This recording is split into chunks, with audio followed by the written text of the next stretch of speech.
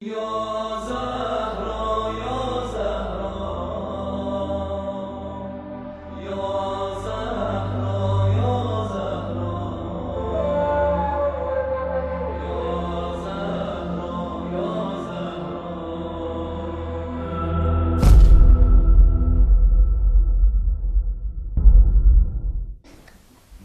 باللہ من الشیطان الرجیم بسم اللہ الرحمن الرحیم۔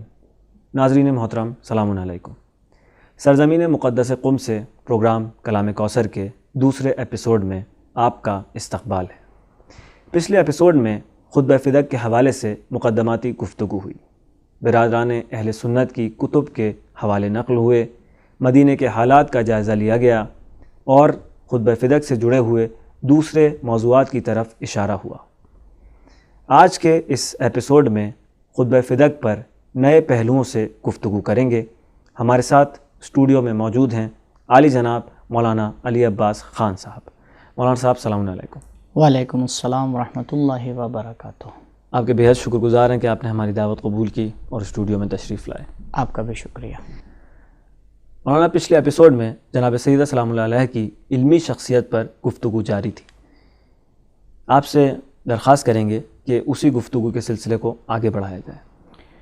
اعوذ باللہ من الشیطان الرجیم، بسم اللہ الرحمن الرحیم، الحمد للہ رب العالمین، وصلی اللہ علی محمد و اہل بیتہ الاطیبین الاطہرین۔ السلام علیک یا فاطمۃ الزہراء ایتھا الصدیقۃ الشہیدہ۔ پچھلے پروگرام میں جناب زہرا سلام اللہ علیہ کی علمی شخصیت کے حوالے سے کیوں آپ کا نام فاطمہ رکھا گیا اس کو بیان کیا تھا۔ ایک اور روایت امام جعفر صادق علیہ السلام سے اصول کافی کی جلد نمبر 1 میں صفحہ نمبر 461 پر یہ روایت نقل ہوئی ہے۔ دیکھیے، اگر کسی کو سمجھنا ہے تو اگر اس کے مد مقابل کوئی ہے اور اس کا ہم وزن ہے تو اسے سمجھا جا سکتا ہے۔ کبھی کبھی ہم ایک ذات کو نہیں پہچانتے، لیکن جب معتبر لوگ اس کا کمپیئر کسی اور سے کرتے ہیں تو کیونکہ اس دوسرے کو ہم جانتے ہیں تو یہ بھی ہماری سمجھ میں آ جاتا ہے۔ اسی طرح سے روایت ہے کہ جس میں امام فرماتے ہیں کہ لولا ان اللہ تبارک و تعالی خلق امیر المؤمنین سلام اللہ علیہ لفاطمہ علیہ السلام ما کان لہا کفوا علی ظہر الارض من آدم ومن دونہ، کہ اگر پروردگار، دیکھیے مسئلہ کدھر سے بیان ہو رہا ہے یہ بہت اہمیت رکھتا ہے، اگر پروردگار جناب فاطمہ سلام اللہ علیہ کے لیے مولا کائنات حضرت علی علیہ السلام کو خلق نہ کرتا، اصل کون ہے یہاں پہ؟ ان کے لیے ان کو خلق، یہ نہیں کہ مولا فرما رہے کہ اگر حضرت علی علیہ السلام کے لیے جناب فاطمہ کو خلق نہ کرتا، نہیں، ادھر سے مسئلہ ہے۔ تو کوئی بھی جناب فاطمہ سلام اللہ علیہ کا ہمسر نہ ہوتا جناب آدم سے لے کر تا قیامت، من آدم ومن دونہ، اب یہ دونہ آپ چلتے چلے جائیے ایک دم نیچے تک کے قیامت۔ تو یہ ایک کمپیئر کیا گیا روایت میں۔ مولا کائنات علیہ السلام کی علمی شخصیت سب کے سامنے جی سب جانتے ہیں، انا مدینۃ العلم وعلی بابھا، یہ روایت کس کے لیے؟ مولا کائنات کے لیے۔ بی بی آپ کے ہمست اور ہمسر ہیں اس مسئلے میں بھی، کیونکہ یہاں پر کوئی قید نہیں لگائی گئی ہے کہ آپ کس چیز میں ہمسر ہیں۔ اگر کوئی ایک چیز میں ہوتی تو روایت بیان کر دیتی۔ کسی بھی قید کا بیان نہ کرنا اس بات کی دلیل ہے کہ تمام صفات میں آپ ہمسر ہیں۔ اور اگر اس کو ہمیں سمجھنا ہے تو آئے ہم تاریخ میں ایک واقعہ دیکھتے ہیں۔ واقعہ اس طرح سے کہ رسول اکرم صلی اللہ علیہ وآلہ وسلم، اصحاب بیٹھے ہوئے ہیں، آپ آگے سوال کرتے ہیں کہ یہ بتاؤ ایک خاتون کے لیے سب سے بہترین چیز کیا ہے؟ البتہ روایت میں لفظ خیر ہے کہ ایک خاتون کے لیے خیر کیا ہے، یہ سب سے بہترین چیز کیا ہے؟ اصحاب ہیں اور ان اصحاب کے درمیان مولا کائنات علیہ السلام بھی موجود ہیں، کوئی جواب نہیں دے پاتا۔ مولا اٹھتے ہیں، جاتے ہیں گھر پہ، گھر اور مسجد بالکل برابر میں، جاتے ہیں، بی بی سے سوال کرتے ہیں کہ فاطمہ یہ بتاؤ کہ اس سوال کا جواب کیا ہے؟ تو بیوی فرماتی ہے کہ ایک خاتون کے لیے سب سے بہترین چیز یہ ہے کہ نہ وہ کسی مرد کو دیکھے نہ کوئی مرد اسے دیکھے، مولا واپس آتے ہیں مسجد میں اور مسجد میں آ کے جواب بیان کرتے ہیں. رسول اکرم صلی اللہ علیہ وآلہ وسلم پلٹ کے پوچھتے ہیں کہ یا علی یہ جواب تمہیں کس نے بتایا؟ تو آپ فرماتے ہیں کہ یہ جواب مجھے فاطمہ نے بتایا. تو پھر حضرت فرماتے ہیں کہ فاطمہ میرے وجود کا ایک ٹکڑا ہے. شاید ہمارے ناظرین کے ذہن میں آئے تو اس کا مطلب یہ ہے کہ مولا کائنات کا علم کم ہو گیا، جناب زہرا سلام اللہ علیہ کا علم زیادہ ہو گیا. نہیں، ایسا کوئی مسئلہ نہیں ہے. یہ سب کام اس لیے کیے جاتے تھے تاکہ آج جو ہمارے ذہنوں میں سوال ہے اس کا جواب ہو. جی، بیوی کی فضائل آشکار ہوں. بھائی اگر یہ نہ ہوتا تو جو خاتون پردے میں بیٹھی ہوئی ہے اس کی فضیلت باہر کیسے آتی؟ واہ واہ، سبحان اللہ. بالکل، بے شک مولا کائنات علیہ الصلوۃ والسلام جواب دے سکتے تھے، بالکل، لیکن جا کے سوال کر کے آ کے جواب دینا. اب جتنے بھی اصحاب وہاں پہ بیٹھے ہوئے ہیں سب کے ذہن میں ایک بات آئی کہ ہم نہیں جواب دے پائے لیکن فاطمہ نے جواب دے دیا، اور اس کے بعد جو مولا رسول اکرم صلی اللہ علیہ وسلم نے وہ فضیلت بتائی. ایک روایت اور پیش کرنا چاہتا ہوں بس آخری، تاکہ علم کی بات ہو جائے، کہ روایت بحار الانوار میں موجود ہے کہ ایک مرتبہ جناب زہرا سلام اللہ علیہ مولا کائنات کو بلاتی ہیں اپنے پاس، یا علی میرے پاس آئیے، میں آپ کے سامنے بیان کروں، لا احدثک، میں حدیث کروں آپ کے لیے کہ کیا چیزیں پروردگار خلق کر چکا ہے، کن چیزوں کو پروردگار ابھی خلق کر رہا ہے، ابھی موجود ہیں، اور وہ کون سی چیزیں ہیں کہ جو قیامت تک خلق نہیں ہوں گی. دیکھیے ایک عجیب بات ہے اور یہ مقایسہ کرنا بہت ضروری ہے. دیکھیں جس وقت بی بی نے خطبہ فدکیہ بیان کیا، آپ کی ایج کیا ہے؟ 18 سال، متفق ہے تاریخ، تھوڑا آگے 18-20 اسی سے اندر ہے نا. مولا کائنات علیہ الصلوۃ والسلام کے آپ نہج البلاغہ جب اٹھا کے دیکھیں گے تو اس کا یعنی پوری نہج البلاغہ مولا کائنات کی 58 سال کی عمر کے بعد ہے. 58 سال عمر گزر چکی ہے، لاسٹ عمر کے جو ان کے 4 سال 8 مہینے 9 مہینے ہیں اس میں انہوں نے یہ خطبے بیان کیے ہیں، اس میں انہوں نے لیٹر لکھے، جب وہ خلیفہ بنے ہیں تب لیٹر لکھے، تب ان کے کلمات قصار ہیں. ان خطبوں کو جب آپ اس خطبے سے ملائیں گے تو اس میں کوئی کمی نہیں پائیں گے، ماضی بھی ہے، حال بھی ہے، مستقبل. یعنی جناب فاطمہ زہرا سلام اللہ علیہ 18 سال کی عمر میں وہی معارف بیان کر رہی ہیں کہ جس کو مولا کائنات علیہ الصلوۃ والسلام نے اپنی عمر کے آخری حصے میں آ کے کیا کیا ہے؟ بیان کیا ہے. صرف ایک ہی بات آپ یہاں پہ کہہ سکتے ہیں، اگر دونوں کا علم اللہ کی طرف سے نہیں ہے تو دونوں اس طرح سے گفتگو نہیں کر سکتے.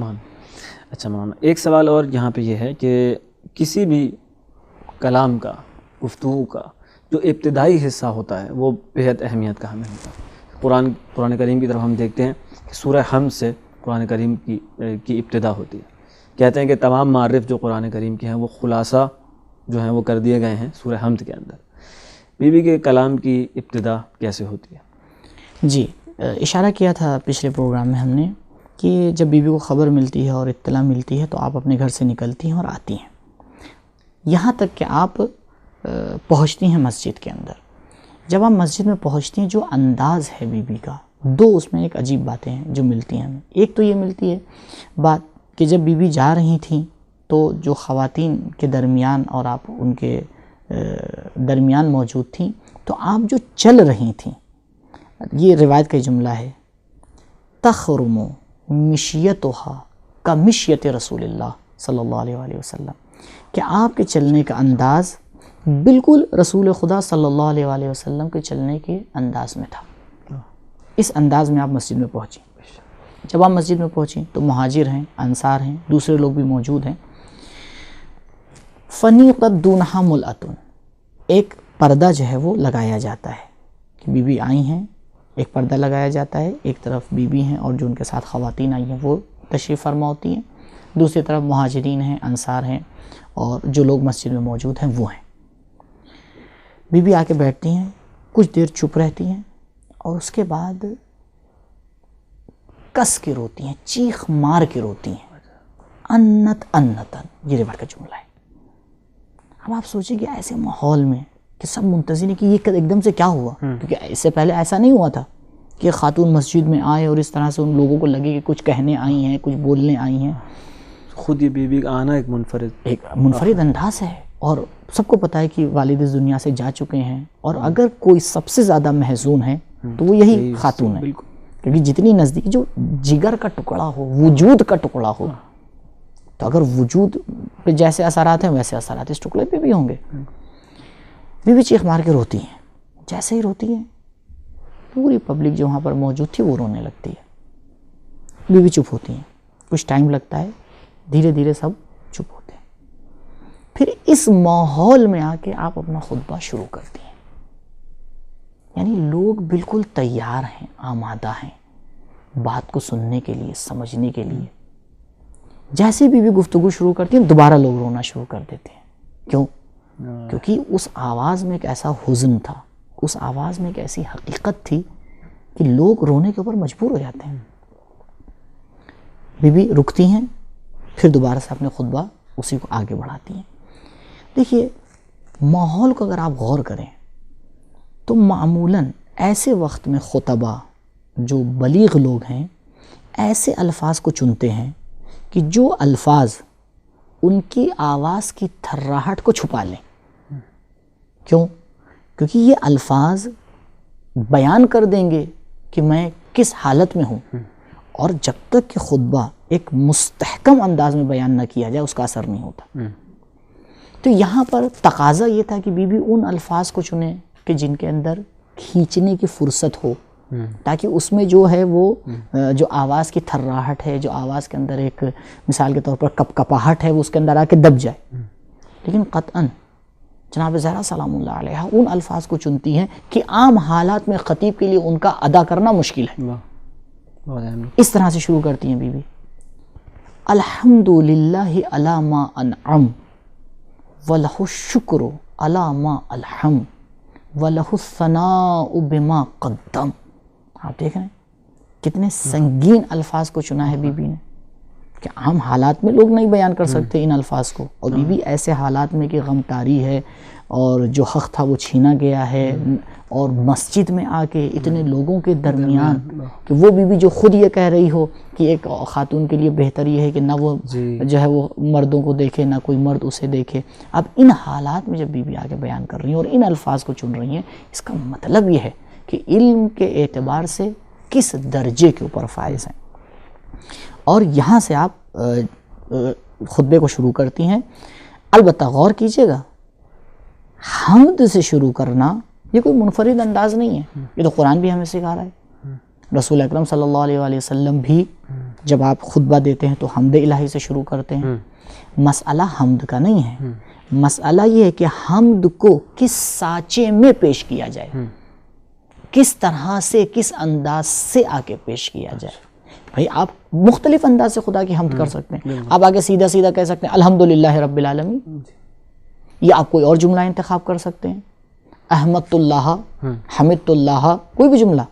لیکن ایسے ماحول میں بھی بی بی نے ان الفاظ کو انتخاب کیا اور چنا. یہ بتاتا ہے کہ علمی حوالے سے, فصاحت و بلاغت کے حوالے سے یہ خاتون کس مقام کے اوپر فائز ہے. اچھا مولانا, ایک سوال اور ہے کہ حمد کا جو تعلق ہے وہ تعریف سے ہے. کسی کے وصف بیان کرتے ہیں, اس کے فضائل بیان کرتے ہیں, اس کی تعریف کرتے ہیں. شکر کا جو تعلق ہے وہ عنایتوں سے ہے, نعمتوں سے ہے, کہ آپ نے عنایت کی, آپ کا شکریہ. تو آپ نے عرض کیا کہ حمد اور شکر دونوں جو ہے وہ ایک ساتھ آ رہے ہیں, پہلے حمد آ رہی ہے پھر شکر آ رہا ہے. جاننا چاہیں گے ان دونوں کے بیچ میں کیا ارتباط ہے, لیکن اس سے پہلے جو ہے وہ ایک بریک کا وقت ہو گیا, تو انشاءاللہ بریک کے بعد اس سوال کا جواب آپ سے چاہیں گے. ناظرین, وقت ہوا ایک بریک کا, ہمارے ساتھ رہیے گا, حاضر ہوتے ہیں بریک کے بعد.